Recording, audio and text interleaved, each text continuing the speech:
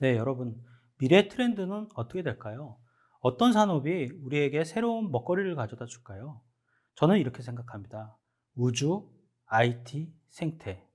제가 이렇게 생각하지만 이 얘기는 제가 한 이야기가 아닙니다. 바로 테슬라의 CEO 일론 머스크가 한 이야기인데요. 실제로 그는 여기에 따라서 삶을 살아왔던 것 같습니다. 그는 페이팔이라는 전자상거래 업체를 만들어서 큰 성공을 거뒀죠. 그리고 이후에는 스페이스 X와 테슬라 전기 자동차를 개발하는 데 집중하고 있습니다. 스페이스X는 마찬가지로 우주를 위한, 우주 탐험을 위한, 우주 정착을 위한 프로젝트고, 또한 전기차는 생태 환경을 지키기 위한 프로젝트인데요. 사람들이 여기만 알고 있는데 사실 그는 북미 최대의 태양광 업체인 솔라시티의 소유주이기도 합니다. 근데 왜 그는 이런 이야기를 할까요? 그뿐만이 아니라 빌 게이츠 역시도 기술이 환경에 긍정적인 영향을 미칠 수 있다고 평소 주장하는데요. 왜 이런 트렌드 세터들, 특히나 기술 기반으로 한 사업가들은 이런 것들을 꾸준히 주장하고 있을까요?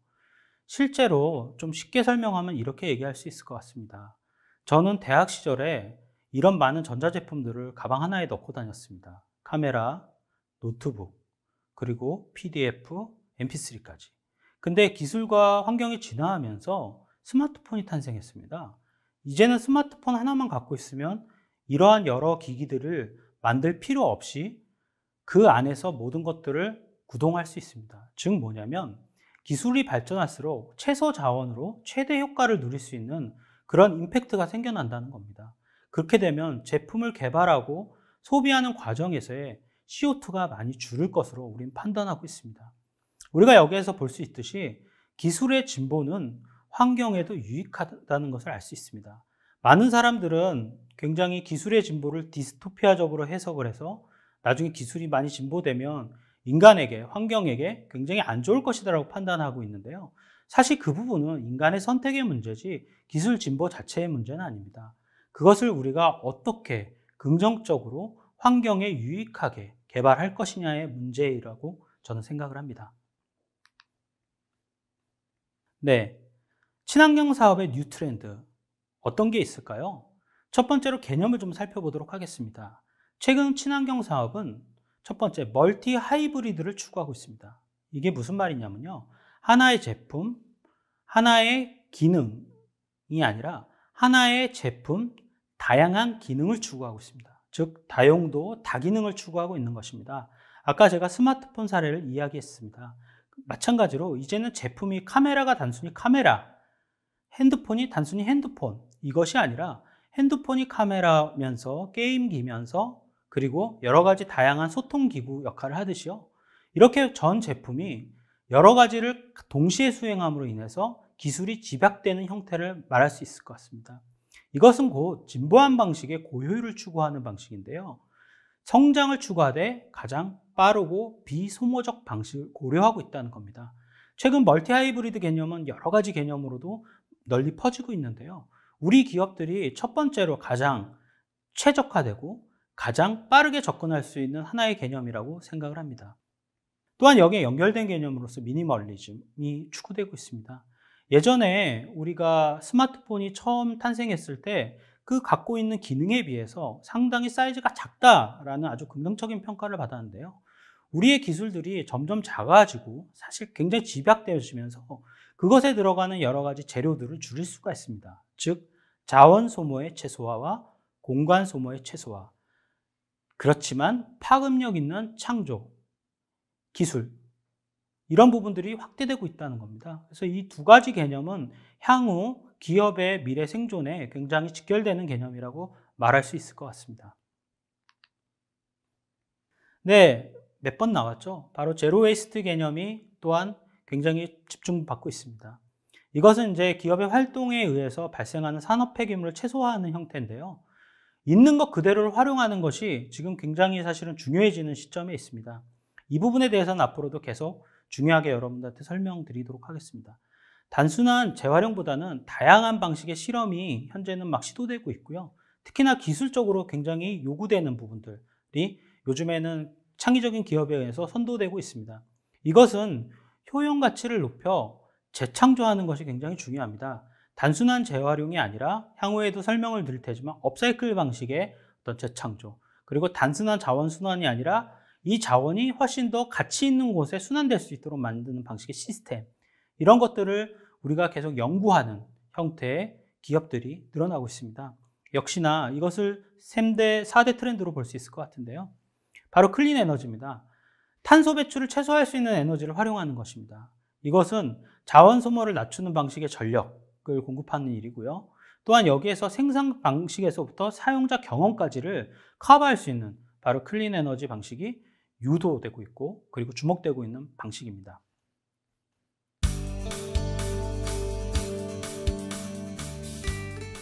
네, 우리 아무래도 태양 에너지 기술로 가장 지금 성장하는 시장은 바로 전기차 시장이죠.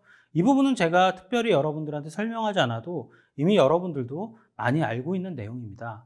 전기 자동차 곧 대세가 될 겁니다. 세계 자동차 소비 판도를 바꾸고 있습니다. 네, 글로벌 전기 자동차 판매량 전망을 한번 살펴볼까요? 2025년까지 1200만 대 정도가 판매될 것으로 예상하고 있습니다. 그만큼 급속도로 지금 전기차 시장은 확대되고 있습니다. 네, 전기차 보급 및 현황 및 전망을 좀 살펴볼까요? 우리가 정부에서 지금 공급하려 하는 목표는 2025년까지 25만 대를 생산하고 또 공급할 전망이 있습니다. 또한 여기에 따른 에너지 보급과 또한 인프라도 계속 넓어질 거라고 판단되고 있습니다. 네, 단순히 전기차 시장뿐만 아니라 이 청정 에너지 시장은 다양한 형태로 발전되고 있는데요. 아까 제가 설명드렸던 솔라시티라는 기업입니다. 여기에 소유주는 일론 머스크고요. 여기 주목할 만한 내용이 있어서 여러분들한테 소개를 드린데요. 이전까지 태양광과 관련한, 태양연구와 관련한 패널의 문제가 많았습니다. 어떤 문제인지 아십니까? 기술의 문제가 아닙니다. 디자인의 문제입니다. 많은 사람들이 이 태양열 패널을 사용하지 않는 이유 중에 하나는 좀 흉측하다, 디자인과 어울리지 않는다, 또 사람들이 봤을 때 혐오감을 불러일으킨다, 이런 문제가 있었습니다. 근데 이 솔라시티라는 기업은 그래서 태양열 에너지가 단순히 사람들에게 삶에서 흡수될 수 있도록 구분되어지는 게 아니라 삶에 들어가야 한다는 철학을 갖고 있었습니다. 그래서 태양광 패널을 따로 빼는 것이 아니라 저렇게 지붕 일체형 태양광 패널로 제작해서 지금 현재 판매를 하고 있는데요. 이런 방식입니다. 정말 누가 봐도 일반 지붕과 다를 게 없는, 하지만 그 안에 태양광을 흡수할 수 있는 시스템을 내재한 상태로 출시를 한 건데요. 저렇게 다양한 품목으로 이야기를 하고 있습니다. 사람들한테 판매하고 있습니다. 바로 이렇게 봤을 때 이게 이제 사실 그 기업의 홈페이지에 나와 있는 모델인데요. 누가 봐도 태양광을 설치한 것 같지 않은 그런 느낌으로 사람들한테 홍보를 하고 있는 것입니다. 뭐냐면 이제는 태양광이 사람들 안에서, 삶 안에서 따로 구분되어지는 것이 아니라 공공 디자인에, 그리고 산업 디자인에 정확하게 녹아낼 수 있는 기술로 발전하고 있고요. 이런 기술들이 사실 디자인과 결합되면서 태양열뿐만이 아니라 바로 풍력, 수력 발전으로도 계속 진보되고 있다는 것, 이 부분들을 우리가 기억을 하면 좋을 것 같습니다. 네, 더 나아가서 이렇게 퍼블릭 디자인, 즉 뭐냐 공공 디자인과 그린 에너지가 만남하는 시도가 많이 시도되고 있습니다. 특히나 이 사례로 영국의 산업 디자이너인 로스 러브그로브가 디자인한 태양광 가로등 솔라트리를 만나보실 텐데요. 딱 봐도 사실상 사람들이 봤을 때 전혀 흉측하지도 않고, 그리고 도시 경관을 해치지도 않고 도시 경관과 굉장히 잘 어우러지고 녹아나는 디자인 기술을 볼 수 있을 텐데요. 그러면서 사람들 저변에 점점 청정 에너지의 문화가 스며들고 있습니다. 또 하나의 사례는 세르비아 대체 에너지 개발회사인 스트로베리 에너지에서 개발한 건데요. 블랙트리라는 역시 태양광 에너지 가로등입니다. 근데 이런 방식의 공공 디자인 결합 방식의 태양광 에너지가 지금 우리나라에도 점점 늘어나고 있습니다. 그래서 단순히 전력을 끌어와서 화석연료를 태운 에너지로 우리가 사용하는 것이 아니라 바로 이 청정 에너지를 직관적으로 우리 삶에, 시민의 삶에 연결하는 그런 형태의 방식이 계속적으로 유도되고 있고, 그리고 실현되고 있습니다. 네, 또 하나 주목해야 될 사례가 있는데요. 우리가 청정 에너지라고 하면 단순히 태양, 풍력, 수력만 있는 게 아닙니다. 바로 인간, 동력 에너지, 이것은 사실 여러분들에게 하나의 대안으로서 제가 소개를 해드리는 건데요. 이렇게 보면 사실상 이게 어떤 건지 정확하게 모르실 테지만요. 영국의 에너지 기업인 페이브지라는 회사에서 개발한 에너지 생산 보도 블럭입니다. 이게 실제로 영국의 많은 지하철과 공공시설물에 많이 설치되어 있는데요. 이것은 그냥 사람들이 단순히 걷는 어떤 행위, 그 버튼을 누름으로써, 밟음으로써 발생하는 에너지를 전기 에너지로 전환하는 기술입니다. 현재 페이브진 회사는 다양한 기업과 콜라보레이션을 해가지고요. 다양한 국가에 자신의 시스템을 수출하고 있습니다. 여기 CEO는 우리나라에도 방문을 해서 사실 우리나라에서 여러 가지 강연도 했었는데요. 그런 부분들을 여러분들이 조금 참고해 주시면 좋을 것 같습니다. 이 페이브진 파워 시스템은요, 인간의 자연스러운 동작을 바로 전기 에너지 형태로 만들어서 그것을 공공 에너지의 기반시설로 쓰는 겁니다. 즉, 인간 동력을 활용한 기술이 진화하고 있다는 거고요. 이런 기술이 계속 세밀화될수록 인간에게 필요한 에너지, 그 즉시 필요한 에너지, 생활 에너지를 단순히 인간의 움직임만으로도 축적할 수 있는 산업들이 발전할 것으로 예상되어지고 있습니다. 네, 이들의 기술은 더욱 발전해서요, 이렇게 보도 형태로, 블럭 형태로 발전하고 있는데요. 이런 신기술의 도로 형태가 지금 현재 많은 영국 주요 도시에 생산되어지고 있고 시스템이 고착되어지고 있습니다. 우리가 이런 부분에서 좀 많이 좀 힌트를 얻어야 될 필요가 있는 것 같습니다. 바로 창조적 에너지를 창출하는 기술. 그것은 있는 그대로의 우리의 삶, 이것을 활용해서 자연스러운 에너지를 만드는 것.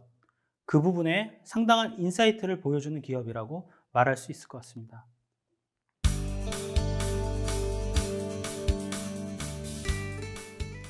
네, 첫 번째로 주목할 사업은 바로 생분해성 제조산업입니다. 이건 뭐냐면 물품의 폐기 과정을 고려해서 쓰레기를 아예 남기지 않는 방식입니다. 즉 뭐냐면 자연스럽게 자연 안에서 녹아나게 만드는 그런 신소재를 활용해서 제품을 만드는 건데요. 여기 대표적인 사례로 세 가지를 설명드리도록 하겠습니다. 첫 번째는 허스크컵이라는 건데 이건 커피 찌꺼기를 재활용한 겁니다. 재밌죠? 커피 찌꺼기는 여러 가지 면에서 다용도로 재활용이 가능한데요. 심지어 농사를 지을 수도 있습니다. 그만큼 비료로 써도 큰 문제가 없고 그냥 버린다 해도 환경 문제를 발생시키지 않습니다. 그렇기 때문에 제품을 사용하되 버릴 때는 쓰레기를 남기지 않는 그런 소재로 현재 많이 주목받고 있습니다. 일본의 제품인데요. 생분해성 일회용 접시 와사라라는 제품입니다. 저 제품 역시 식물성 재료로 만든 일회용품을 생산합니다. 우리가 일회용품이라고 하면 사실 많은 환경 문제를 발생시키죠. 특히나 쓸데없는 쓰레기를 양산해서 일회용품 문제를 사실상 국가 정책에서도 많이 지향을 하고 있고 많은 제약도 있습니다. 하지만 오히려 그걸 기회로 삼아가지고요. 이 와사라라는 기업은 생분해성으로 일회용 접시를 만들어서 사람들에게 상당한 판매율을 올리고 있습니다. 세 번째는 오투슈즈라는 네덜란드의 브랜드인데요. 이들은 신발 하나를 만듭니다. 근데 이 신발에 어떤 슬로건이 있냐면 그냥 땅바닥에 묻으라고 이렇게 이야기가 되어 있습니다. 재밌죠? 왜 신발을 땅바닥에 묻을까요? 그러다가 환경 문제가 발생하면 어떨까요? 그럼에도 불구하고 그 슬로건을 단 이유는 이들의 신발이 생분해성 소재로 만들어졌기 때문입니다. 물론 우리나라 환경은 틀리지만 네덜란드는 사실 각자 시민들이 자신의 정원을 갖고 있는 사람들 있잖아요. 그러다 보니까 이 정원에 여러 가지 나무도 심고 꽃도 심고 하는데요. 마찬가지로 이 신발을 심으면 여기에서 재미나게 나무가 자라납니다. 마케팅 효과적으로 이 안에 나무의 씨앗을 심어놔가지고요. 이것이 자연의 숲도 만들어내고 또한 오염도 시키지 않은 하나의 마케팅 전략이 된 겁니다. 이 오투슈즈는 세계적으로도 지금 상당히 이슈가 되고 있고요. 유럽에서의 판매량도 지속적으로 성장하고 있습니다. 네, 여기에서 핵심은요, 바로 생분해성 플라스틱 소재가 성장하고 있다는 겁니다. 여러분들 생분해성 플라스틱은 요즘에 많이 뉴스에서나 많이 나오고 또 정부에서도 많이 소개되어지고 있습니다. 왜냐하면 사실 플라스틱 문제가 앞서 설명했듯이 상당히 심각합니다. 특히 플라스틱은 썩지가 않아서 지구에 오랫동안 부담이 되고요. 또 환경 오염의 가장 핵심 주범으로 사실 사람들이 보고 있는 지점입니다. 그렇기 때문에 이 플라스틱을 대체할 수 있는 소재가 필요한데요. 그래서 요즘에는 이 생분해성 플라스틱 소재를 활용하고 개발하는 회사들이 늘어나고 있습니다. 생분해성 플라스틱 소재는요, 옥수수 전분에서 추출한 원료로 만든 친환경 수지로 만들어졌습니다. 또한 환경 호르몬의 위험성이 없고요. 중금속 등 유해 물질이 검출되지 않고 있습니다. 사용 중에는 일반 플라스틱과 같은 동등한 용도와 내구성을 지니고 있습니다. 또한 이것이 버려졌을 때 일반 플라스틱처럼 환경 오염의 요인이 되는 게 아니라 폐기 시 미생물에 의해서 100% 생분해되는 재질로 만들어졌다는 겁니다. 그래서 최근에는 바로 이 생분해성 플라스틱 소재를 활용한 다양한 제품들이 소개되어지고 있습니다. 역시나 우리 기업들이 주목해야 될 소재 산업이라고 볼 수 있을 것 같습니다. 네, 생분해성 플라스틱 산업 구조에 대해서 조금 설명을 드리면요. 상위층에서는 생분해 원료, 중위층에서는 원료를 가공한 생분해 플라스틱 제품을 만들고요.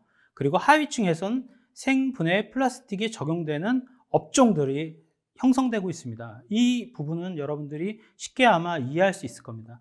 원료를 만드는 산업, 그리고 두 번째는 그 원료로 제품을 만드는 산업, 그 세 번째는 그 제품으로 인해서 적용되는 업종, 이렇게 나눌 수 있을 것 같고요.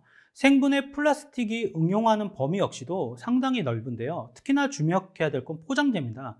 여러분, 포장재가 굉장히 중요합니다. 특히나 산업 환경에서 포장재가 중요한 이유는요. 포장재는 실제 물건이 아님에도 불구하고 가장 많은 환경 오염을 일으키는 요인이기 때문입니다. 그래서 최근에는 리패키지 운동도 하고 많은 기업들이 이 포장재를 줄이기 위한 여러 가지 활동을 하는 이유도 이와 마찬가지입니다. 근데 이 생분해성 플라스틱 원료가 상당히 포장재에 적용되는 범위가 넓다라는 겁니다. 이 지점에서 우리 산업 환경에, 그리고 우리 기업들의 하나의 영역, 소비재 영역에서 아주 중요한 포인트로 바라볼 수 있을 것 같습니다. 네, 생분해성 제조 산업은 굉장히 이제 성장하고 있는데요. 우리가 봤을 때 전 세계 바이오 플라스틱 시장 규모가 매년 상당한 수준으로 높아지고 있다는 것, 이 부분을 기억했으면 좋겠습니다. 네, 또한 주목해야 될 것이 바로 업사이클링입니다. 많은 사람들이 사실 업사이클링에 대해서 많이 생소하실 텐데요. 업사이클링은 뭐냐면요, 영어로 업그레이드와 그리고 영어로 리사이클을 혼합한 용어입니다. 즉 뭐냐면 우리가 리사이클을 하되, 재활용을 하되 가치를 조금 더 향상시켜서 하자라는 뜻에서 붙여진 이름이고요. 최근에는 이 업사이클링 시장도 점점 성장하는 단계에 오고 있습니다. 네, 쉽게 얘기하면 이렇게 설명드릴 수 있습니다. 용도 폐기된 소재를 더욱 가치 있는 제품으로 변화, 발전시키는 것이라고 볼 수 있는데요. 제가 세 가지 사례를 가져왔습니다. 설명드리겠습니다. 첫 번째 회사는 에고이스트라는 회사인데요. 기업에서 나온 여러 가지 산업 폐기물 중 사탕 봉지, 과자 봉지들을 협약을 해서 이 에고이스트라는 회사에 받습니다. 그리고 그 봉지를 바로 재활용해서, 업사이클링해서 저렇게 핸드백을 만들고 여러 가지 여성 제품, 클러치백, 백팩 등을 만드는데요. 이 부분이 상당히 많이 주목을 받아서요. 뉴욕의 패션 피플들이 굉장히 사랑하는 브랜드로 현재 성공하고 있습니다. 두 번째는 워낙 유명한 브랜드인데요. 스위스의 국민 브랜드라고 불리는 프라이탁입니다. 이들은 트럭 덮개를 재활용해서 메신저백을 만드는 회사인데요. 연간 800억 정도의 수익을 올리고 있고요. 그리고 헐리우드에서 많은 소품으로 쓰이는 2위 브랜드로도 꼽히기도 했습니다. 이 제품을 개발한 마르쿠스 프라이탁 형제는 자신들이 단순히 환경 문제를 해결하기 위해서 이것을 한 게 아니라요. 여러 가지 버려지는 소재를 다시 창의적으로 재해석했더니 시장, 마켓에서 성공할 수 있다는 확신이 들었기 때문이라고 합니다. 우리가 이런 인사이트를 한번 고민해 볼 필요가 있습니다. 네, 세 번째는 바로 재생지 카드 지갑 브랜드는 홀스티인데요. 이들은 버려진 신문지나 그리고 여러 가지 재생지를 활용을 해가지고 카드 지갑을 만듭니다. 이것이 뉴요커들 사이에서 상당한 인기를 얻고 있고요. 특히나 이 제품을 개발한 사람들이 인도 분들입니다. 이들은 이 재생지의 원료를 어디서 사오냐면 바로 인도의 빈민가에서 구입해 옵니다. 즉 뭐냐면 사람들의 어떤 사회적 문제도 해결하면서 자신들의 부도 창출하는 이러한 형태로 보고 있는데요. 어떠한 의미에서 진정한 업사이클이라고 말할 수 있을 것 같습니다. 네, 이런 업사이클 제조 산업은 계속 성장하고 있는데요.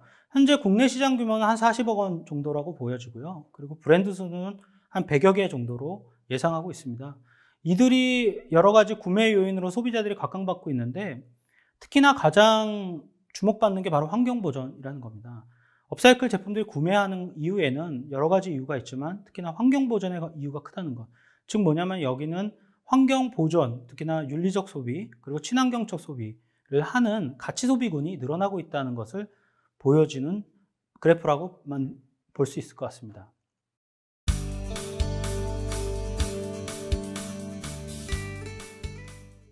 네, 새롭게 시대되는 친환경 먹거리 방향성은 이렇게 설명할 수 있습니다. 인간 중심에서 환경 중심으로 변화하고 있다. 특히나 육식 소비를 조금 줄이고 채식 소비를 늘려가는 방향으로 이야기를 하고 있는데요. 그래서 최근에는 비건 중심으로 이 먹거리의 방향성이 조금씩 변화되고 있습니다. 그리고 두 번째는 동물 복지를 생각하는 형태로 발전하고 있는데요. 단순히 인간에게 사실 먹거리로서 제공되는 가축이 아니라 이들에게도 어떤 부분들, 특히나 여러 가지 동물권 문제나 이런 부분들이 많이 요구되어지고 있습니다. 그래서 우리가 그들을 사육할 때 조금 더 인간적인 방식으로 사육하는 방식이 지금 주목을 받고 있고요. 또한 아예 육식 소비를 조금 줄이자 해서 대체육을 개발하는 형태로도 발전하고 있습니다. 네, 중요한 개념인데요. 그래서 이렇게 변화하고 있습니다. 이전에는 친환경 유기농, 어떻게 보면 우리가 자연을 위한 또 인간을 위한 최선이 바로 친환경 유기농이라고 생각했는데요. 지금은 바로 단순한 친환경 유기농이 아니라 아예 제품을 소비하는 과정에서 저탄소, 그러니까 탄소를 최대한 억제하는 방식으로 발전하고 있고요. 이전의 개념에서는 안전한 먹거리, 그러니까 우리가 먹고 특별한 오염 문제가 없으면 문제가 없다라고 생각했는데 지금은 그 먹거리의 소재가 되는, 재료가 되는 동물까지도 우리가 어떻게 하면 보호하고 어떻게 하면 이들이 좀 더 인간적으로 사육당할 수 있을까를 고민하는 형태로 발전하고 있습니다.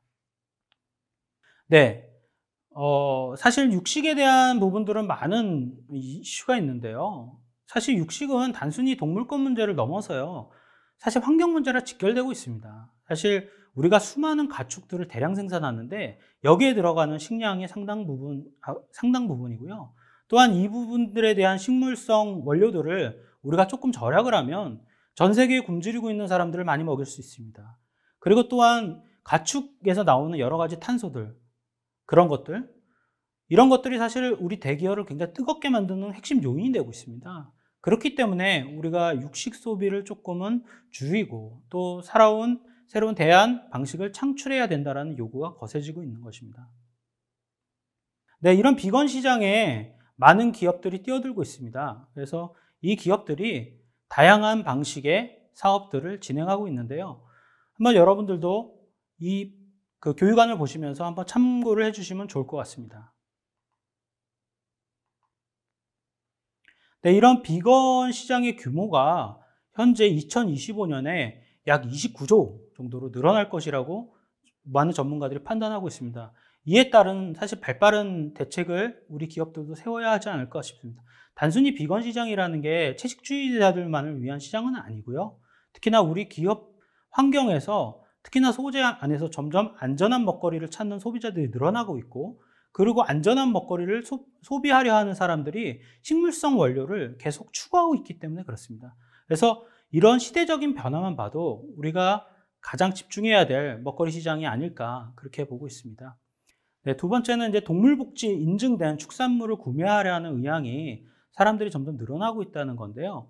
우리가 마트나 식료품점에 가면 이미 동물복지 인증 제품들은 심심치 않게 발견할 수 있습니다. 특히나 달걀 같은 상품이 그런데요. 우리가 많은 연구를 통해서 밝혀진 사실이 동물에게도 안전한 환경과 심리적으로 안정된 시설을 제공하면 그 질과 양이 달라진다는 것을 우리가 기술적으로 증명이 되고 있습니다. 이런 걸 봤을 때 우리의 안전한 먹거리가 동물의 심리적인 영향, 동물권과 직결되어 있다는 것들을 살필 수 있고 이를 통해서 사람들이 비록 일반 소비재 가격보다는 비싸지만 동물복지 상품을 소비하는 소비자들이 조금씩 늘어나고 있음을 살펴볼 수 있을 것 같습니다. 네, 이런 사실 이제 이런 비건 시장뿐만이 아니라 이제 더 발전된 시장이 바로 대체 단백질을 생산하는 주요 스타트업이 늘어나고 있다는 겁니다.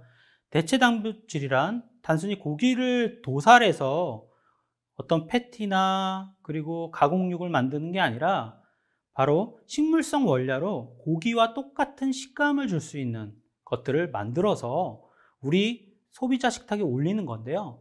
많은 분들이 실험을 통해서 알려진 사실은 실제 고기와 이런 대체 단백질로 만든 고기가 큰 차이가 없다는 것이 계속 증명되고 있습니다. 그러다 보니 소비자들도 오히려 조금 더 건강할 수 있는 먹거리 식품을 찾다 보니까 이런 대체 단백질 시장을 주목하고 있는데요. 그로 인해서 많은 기업들이 이를 준비하고 있고 우리나라 역시 또한 세계적인 기업들 역시 이 부분에 대한 수요를, 이 부분에 대한 시장에 도전을 하고 있습니다. 이 부분을 한번 살펴보면 좋을 것 같습니다. 네, 지금까지 여러 친환경 사업 영역에 대해서 여러분들과 같이 나눈 시간을 가졌는데요. 비록 우리나라에서 아직까지 성장하지 못한 시장도 있지만 전 세계적인 흐름에 따라서 우리나라에도 곧 이런 사업들이 활성화될 것으로 보여집니다. 우리 기업 역시 이 부분들을 잘 준비해서 향후 친환경 산업에 대해서 준비하는 시간을 가졌으면 좋겠습니다. 감사합니다.